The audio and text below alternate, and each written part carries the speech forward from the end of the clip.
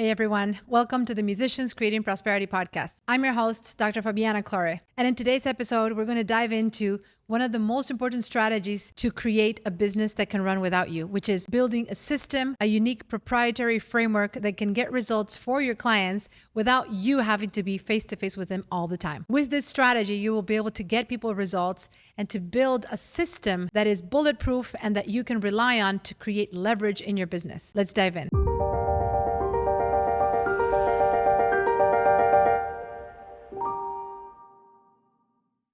Welcome to the Musicians Creating Prosperity podcast. I'm your host, Dr. Fabiana, and in today's episode, we're going to talk about why you want to remove yourself from your systems in order to create maximum leverage. If you're like most musician entrepreneurs and creatives in general, you have a framework. Right now, you have a methodology. You may not realize it that you do, but chances are if you're able to get results for your clients in any way, shape, or form, if people come to you with a problem and you get them to another point in their journey by solving that problem, you transform their learning, their thinking, their action into a specific result.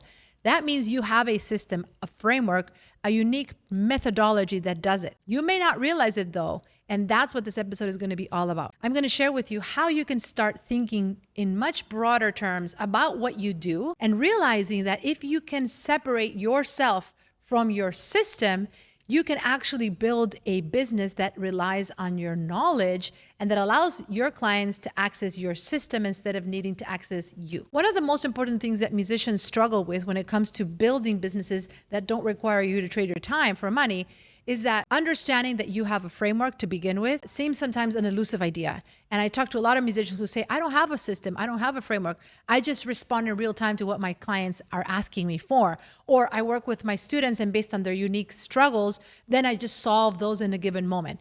And the first step for you to realize that you have a system is to pause and ask yourself, are there any similarities in the way you solve the problems for your clients? Do you follow a series of steps or milestones that you take them through that gets them results? And even though you customize these systems based on who you're working with, can you find any common traits, any common denominators that are your rules, your laws, if you will, your values on how to solve that specific problem? I know when I was a piano teacher, for example, for many years, I had certain concepts around posture, around hand position, around phrasing, around reading music, the tone that they could create through specific way of playing, specific positioning of the arms and the wrists. And these were principles that I was basically repeating to all my students in uniquely different ways, but they were the same principles. I was simply being redundant in explaining to them these principles in a repetitive fashion. And that became very redundant and unnecessary. And I realized, well, actually, no, these don't have to be repeated every single time. And the work I do now with clients is really helping them understand that they don't have to repeat everything to every student and instead build a framework. So what I want you to think about right now as you're listening to this episode is, what are your steps? Can you outline your framework, even if you don't have a clear picture of everything, because it's also going to be customizable. I get that. But can you identify maybe 5 to 10 core steps of your unique methodology that you use when teaching your students or when working with clients? Or even maybe if you don't have any clients yet, you're not working with students, maybe things you've done on your own artistry, in your own journey as a creative entrepreneur, things that you've had to figure out to solve your own problems. That could also be the case. It's not just what you use with your students.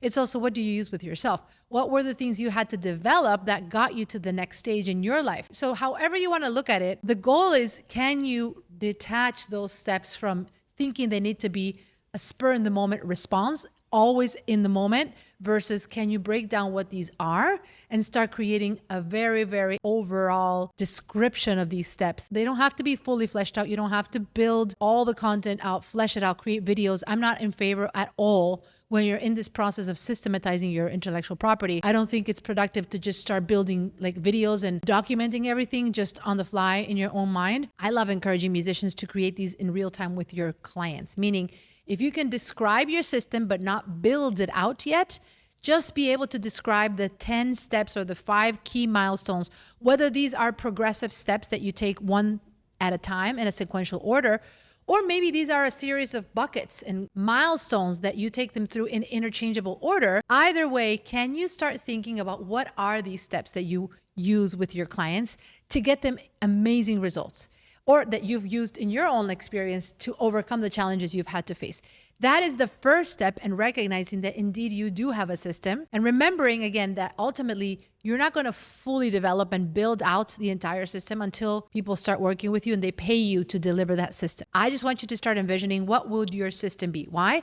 Because when you start communicating what you do from a place of intellectual property, these are my steps, this is my special sauce, this is my superpower, this is my unique approach to solving this problem, people want to have access to the system, not to you. And why is that important? Because if you are listening to this podcast, chances are you want to stop trading your time for money, don't you?